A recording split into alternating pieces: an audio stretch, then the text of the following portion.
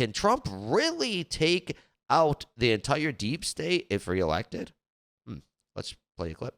Do you think there's a concern with guys like a Vivek or a Trump getting back in there? I'm not quite sure about DeSantis, whether he would do this or not, because I think DeSantis would still play within the rules. Do you think a Vivek or a Trump getting in there, there's a possibility, just like there's Twitter files, for there to be CIA files, for there to be FBI files, for there to be, where they're sharing, here's what the FBI did, here's what the CIA did, holy shit, dropped the bomb?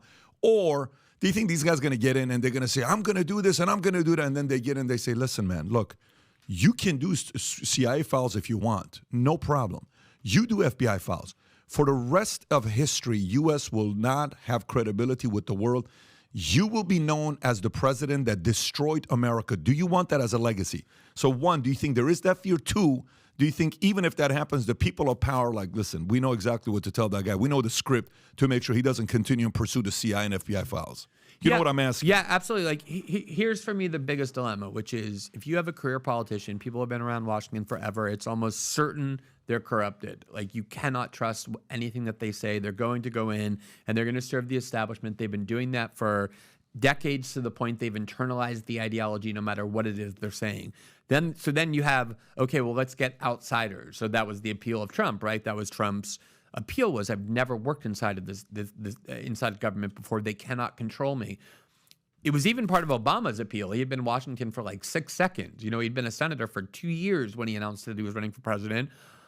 I watched Obama, who I genuinely believe had convictions in the things he was saying about uprooting the more extreme elements of the war on terror, the parts that were actually infringing the civil liberties of Americans. And then the minute he gets into office, he starts extending and protecting and even expanding a lot of those very same powers he promised to uproot. Because these guys in the security state, they're around. You vote for whoever you want. That those politicians come and leave. Yeah, exactly. Trump should not have tried to do the people. It's weird because he said, I'm going to drain this swamp and get rid of the deep state.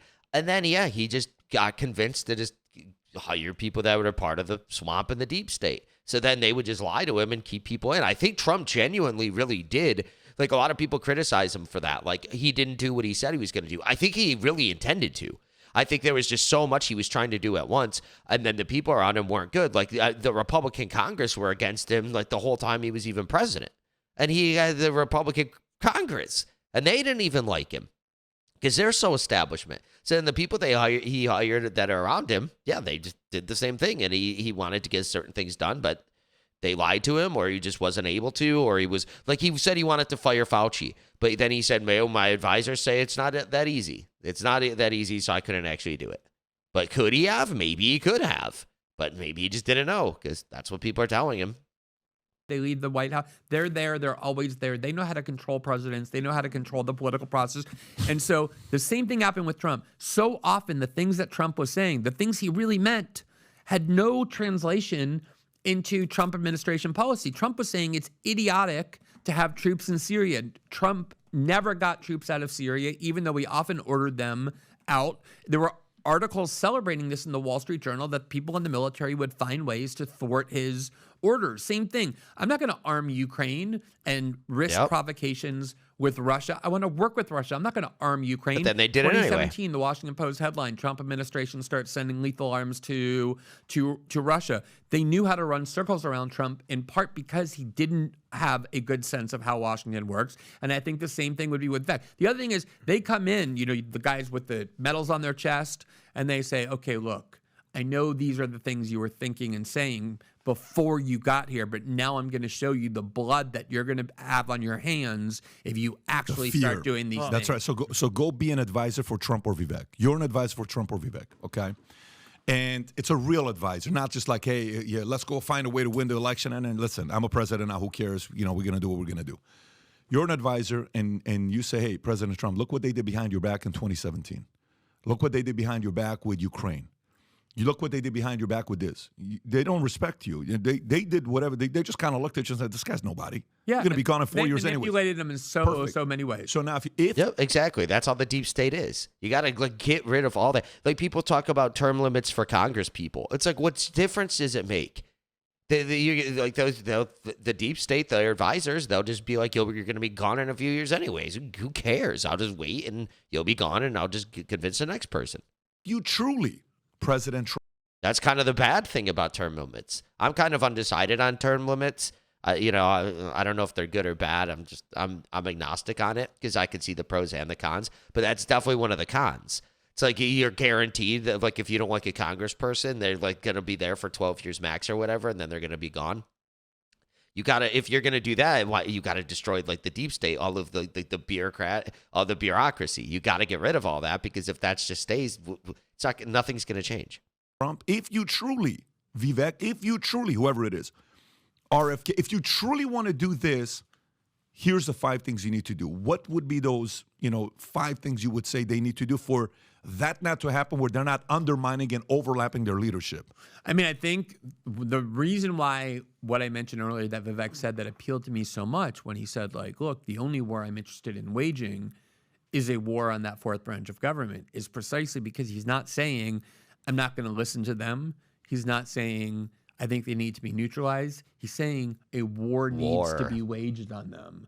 And the question becomes, the clip that I think is, if I had to show one clip of a television interview to, say, a civic student to teach them about how the United States actually works, it was that time when Chuck Schumer went on with Rachel Maddow shortly before Trump was inaugurated, when he was having that Twitter war with the CIA and accidentally spilled the truth, which was, Schumer said, Trump's being incredibly stupid. Everyone in Washington knows that if you mess with the CIA, they have 6 different ways to Sunday to get back at you. How is that not an instant scandal that the CIA has the power to destroy an elected president? That the reason why it's not a scandal is everyone in the public actually just knows. Look, everyone knows what happened to JFK in the 60s.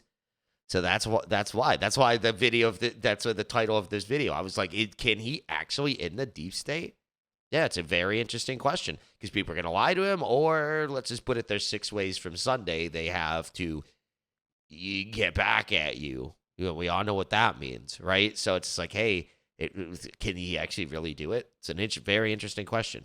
Is the reality, though. And so it isn't enough just to rhetorically say the CIA is a bad organization. The CIA is something that you need an actual plan to neutralize them. John Kennedy had his head blown off by who knows who, but it certainly came at the time that he was saying things like, I'm withdrawing all advisors from Vietnam, after he fired the most powerful person in all of Washington, which was Dulles, who had run the CIA after the failed Bay of Pigs invasion. He never forgot that.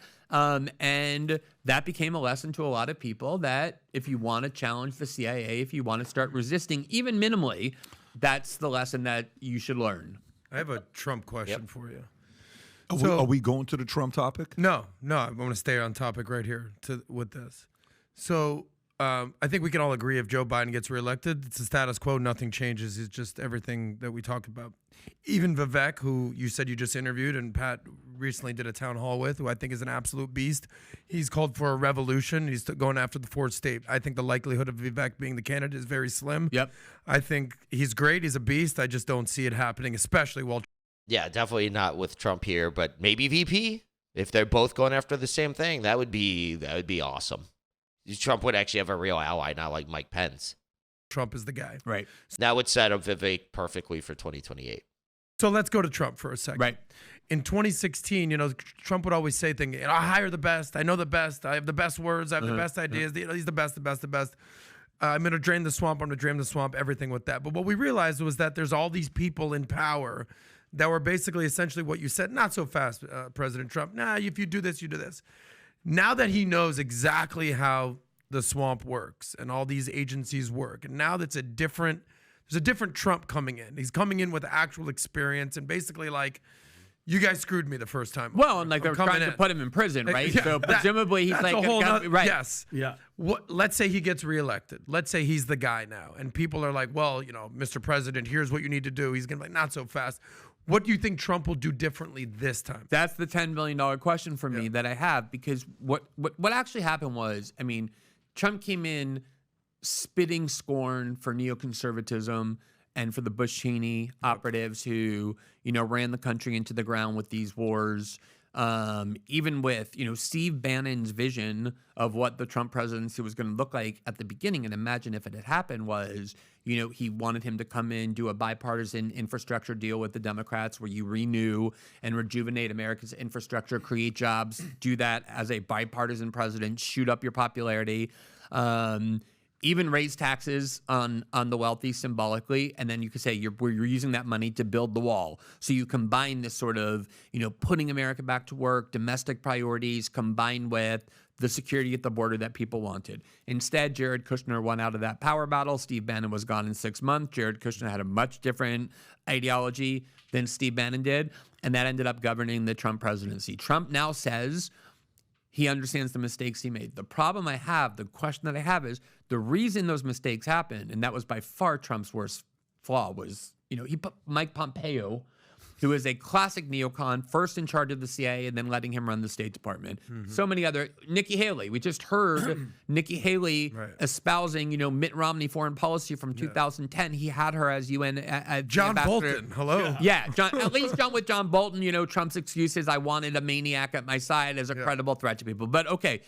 The problem is that everyone knows that Trump has a very fragile ego and that he's easily manipulated by flattering him, and whoever flatters him is somebody he believes is on their side. So you get smart people like Mark Pompeo is very smart, and he comes in and says, Mr. President, you've convinced me. This ideology has gone wrong. I'm now more of an America firster. I think you're the one to be the leader. And suddenly he's running the CIA. The question I have is Trump still vulnerable to that kind of manipulation?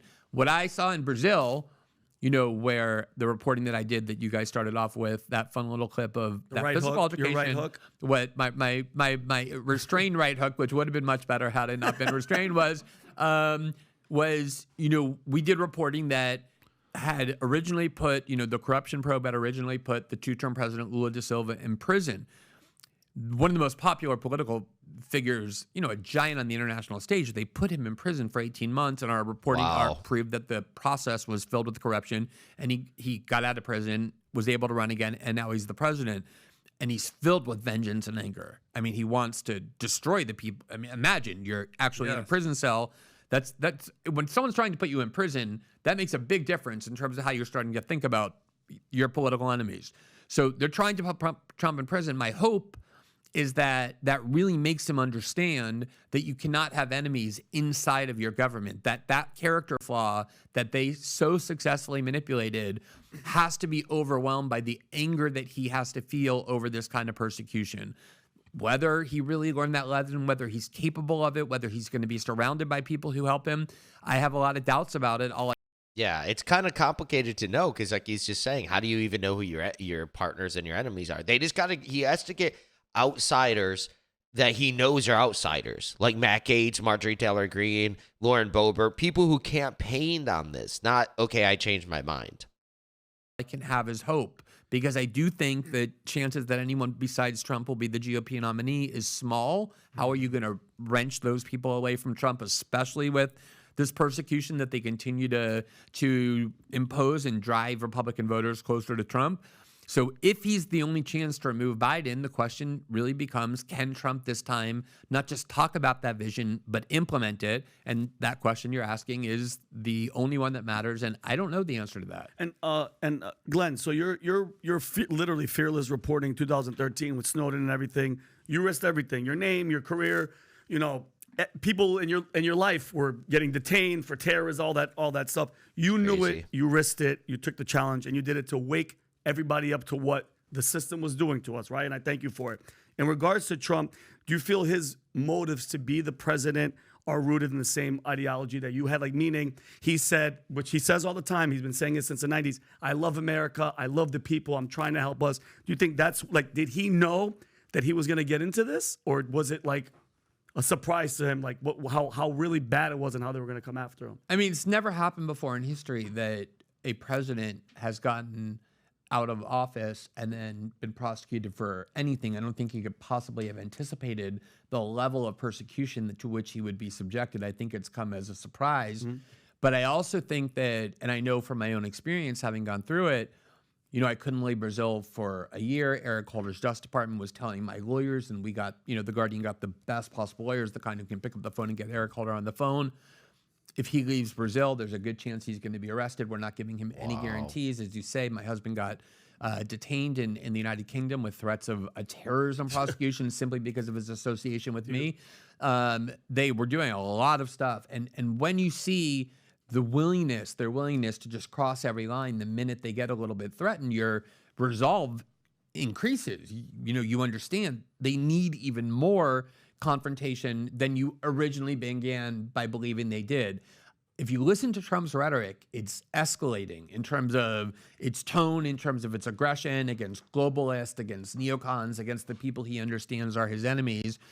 And I know, again, I hope that is going to have the kind of effect that I see it having on, for example, President Lula, who is now taking vengeance one after the next, kind of like that character in the Game of Thrones who had her list of who was that? Arya Stark. The small one. Yeah, the small daughter who had her list of, you know, I hope Trump has that kind of a list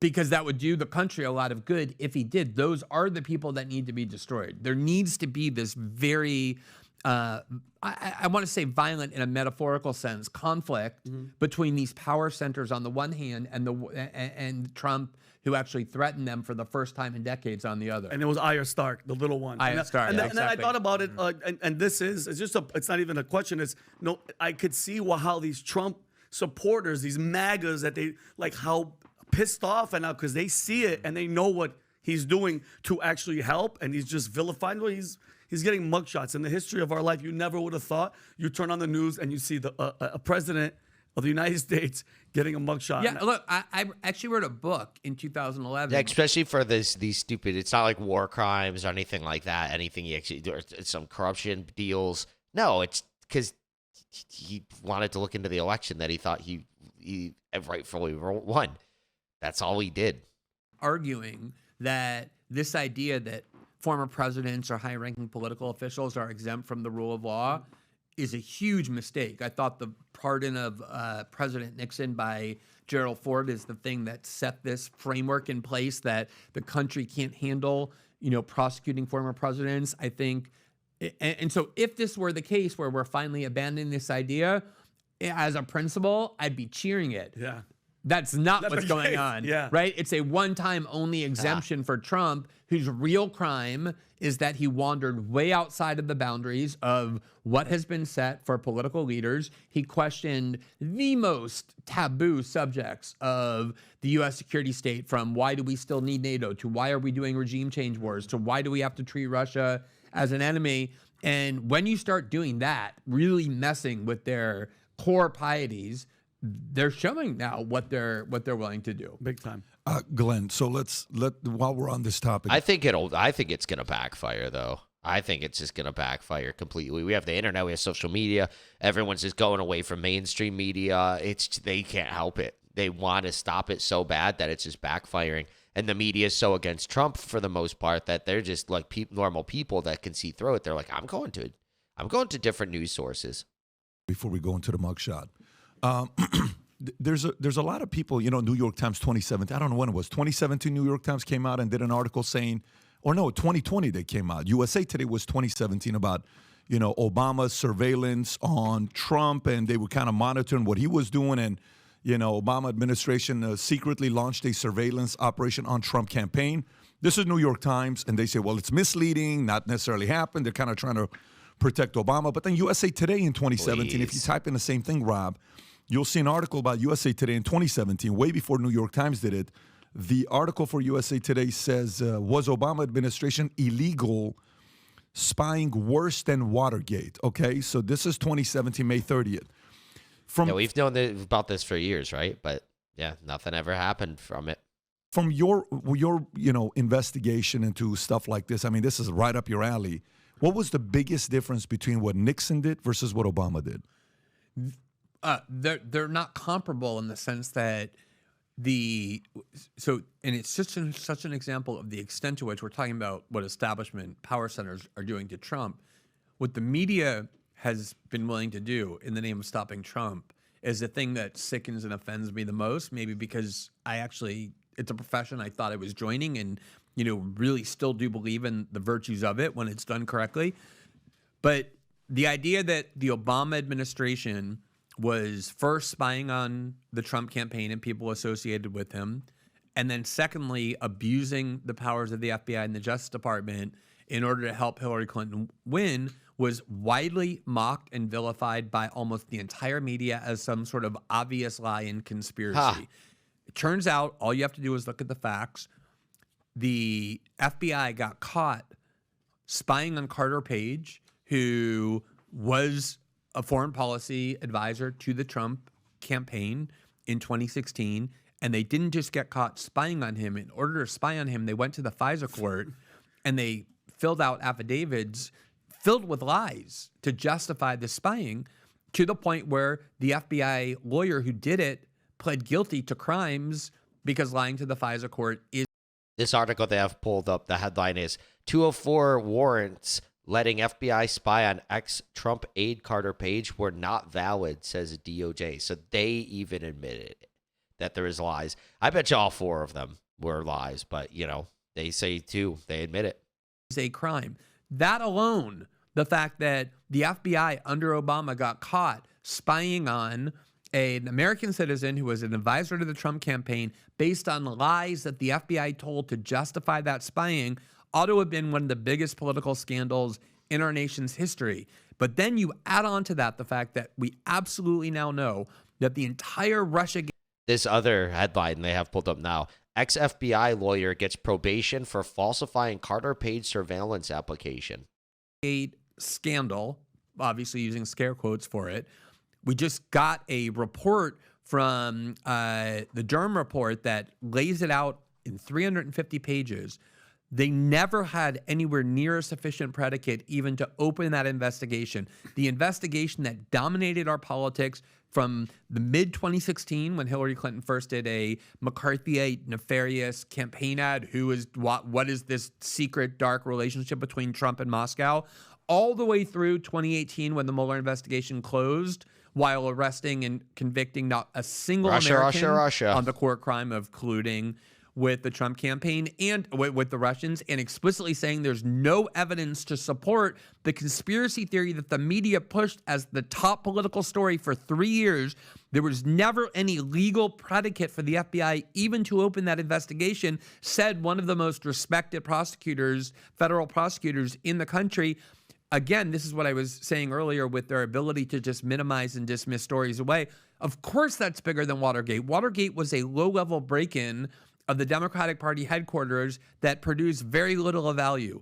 We're talking here about the abuse at the highest levels of the FBI with agents who are saying in text to one another, we have to do everything to stop Donald Trump, and then having those exact same agents open an investigation for which there was never any legal basis. And it wasn't just an investigation that went nowhere. It dominated our politics for 3 years. Russiagate was the #1 story used to sabotage first the Trump campaign and then the Trump presidency. That came from the U.S. security state that saw Donald Trump as an enemy and decided to abuse its core powers in order to sabotage a candidate that they overtly disliked. Why is that not a scandal of the highest proportions? Why isn't it? Because it's the media, right? Well, he's going to give his opinion. I cut him off. Whoops. But yeah, the media doesn't want to talk about it. That's why people are running from the media. So they're trying to go and help these politicians and deep state and everything, but it's backfiring on them because now they're losing their ratings and they're losing their grip on what they used to have when they used to be able to just say stuff and then people would believe them and they'd go with it. But now people just realize it's all nonsense. So people are just running away from it. But now these stories are so old. Do you think everyone's just going to go back and look at all this stuff? Because the media didn't cover it years ago. I don't know. Some people do. So I'm like, I love PBDs covering it. I'm covering it now. So people will slowly find out about it potentially, but it's going to take some time. We have a media. The media, first of all, was an active participant in it. He agrees with me. The way that it happened was the CIA and the FBI every day would call the New York Times and the Washington Post and feed them the leaks, the anonymous evidence-free leaks that became the foundational assertions of Russiagate. So the media participated. They gave themselves Pulitzers for it. There are New York Times and Washington Post reporters with shelves like these with Pulitzers sitting on them for a story that turned out to be a complete fraud. It came from the bowels of the U.S. security state, and so the media, it's the same thing as right before the 2020 election, the entire media united to say that the documents from which the reporting was done based on the Hunter Biden laptop was Russian disinformation. Everyone in the world knows now that this is a lie. Every media outlet with Biden safely elected was able to verify the authenticity of those documents. There's no question about the provenance of those documents. Those came from Hunter Biden's laptop. Russia had nothing to do with it.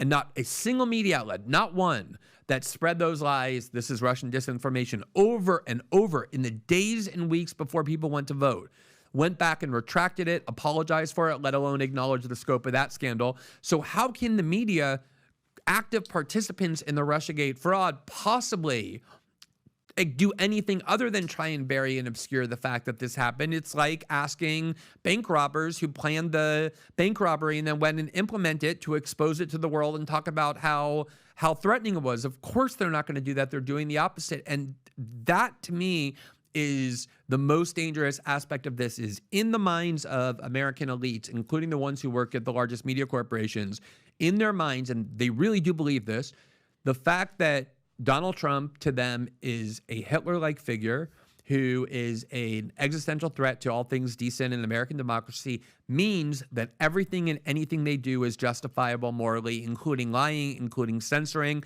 including abandoning the journalistic cause. That's an explicit mindset that they have. I want to stay on this, but I want to say what Rachel Maddow said about you. This is what Rachel Maddow from MSNBC said about you. Quite a while ago. Hang on a second. Describing you during your salon tenure.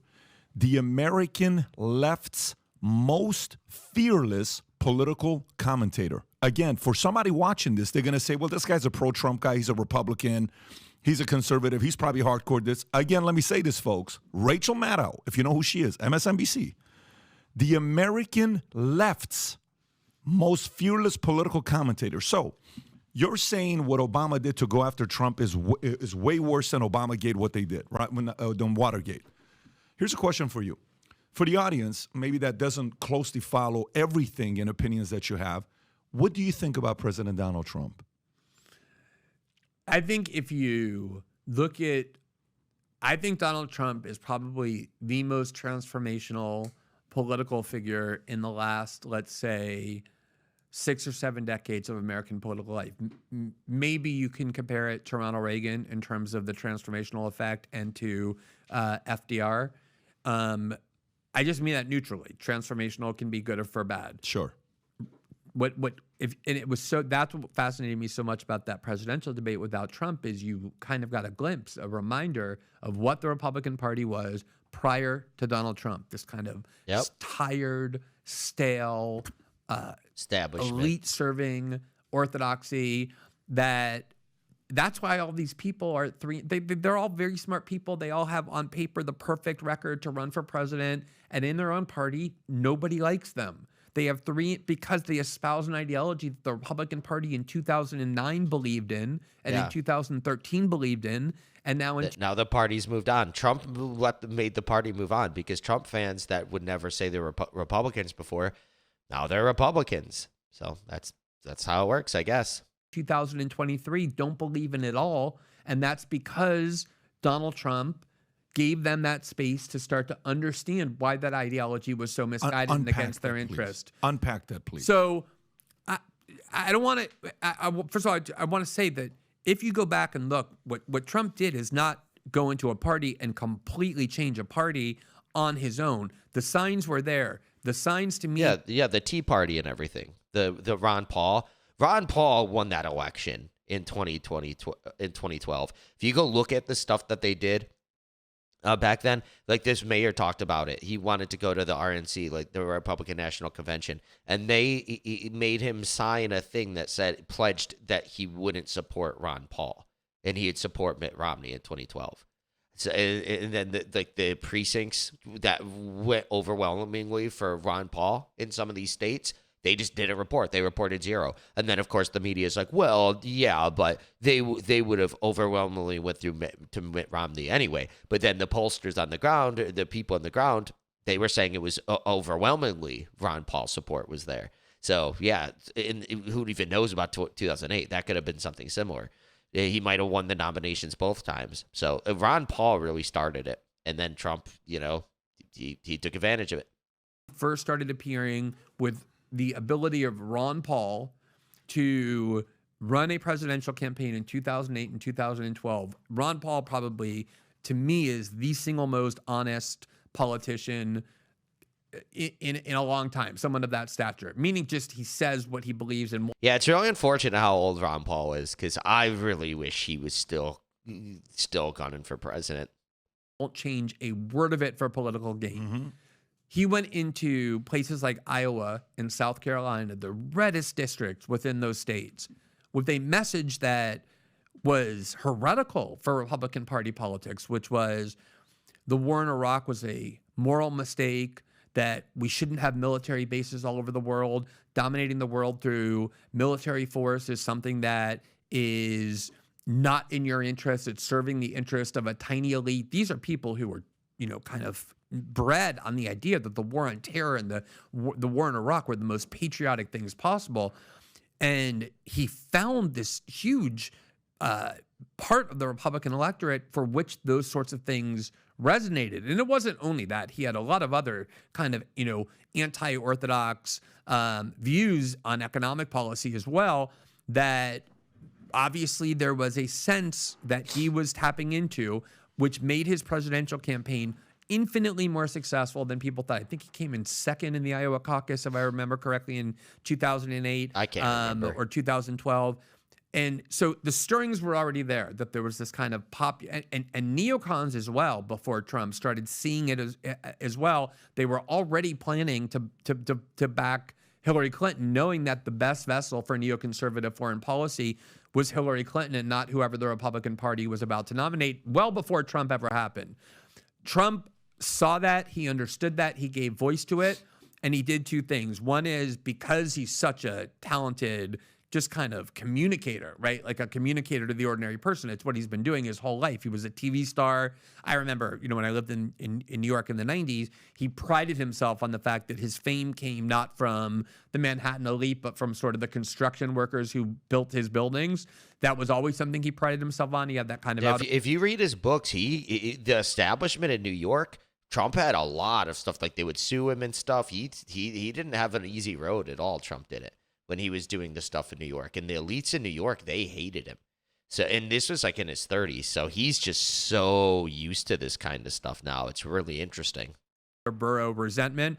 So he's always been a great communicator. He was able to take that message that Ron Paul, who was not a great communicator, had already proven there was a base for, and expand it. But then what happened as well is, once Trump started attacking the CIA and attacking the FBI and laying bare how politics actually works, he went to those debates, and I saw this, I'm sure you saw it, that entire middle section behind which the right behind the Fox microphones are reserved for the Republican National Committee and their big donors. That's what that section is for. That's the reaction you're hearing. Trump would get booed attacking Jeb Bush, and Trump would say, these are all the lobbyists. This is the swamp, right? Donors. He shined a light on the things you're not supposed to shine a light on in terms of how politics actually works. And so once Republican voters started seeing, wow, the CIA is really corrupt, the FBI is willing to abuse their power, these agencies that Republican voters have long been taught to revere,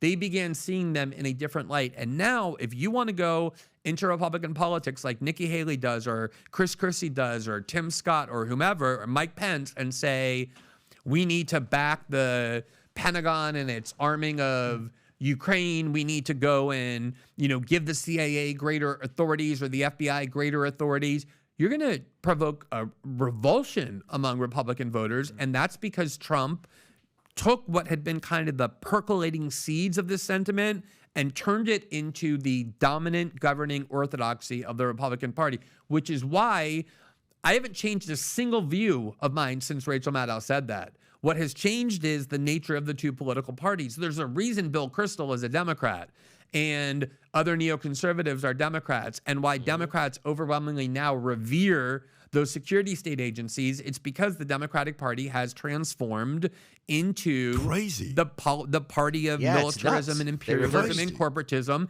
And the only resistance that you get to any of this is in the populist wing, the populist right wing of the Republican Party. That's not my fault. I didn't cause that. I'm just observing it. That's pretty wild. So to think, by the way, this happens politically when sometimes they shift.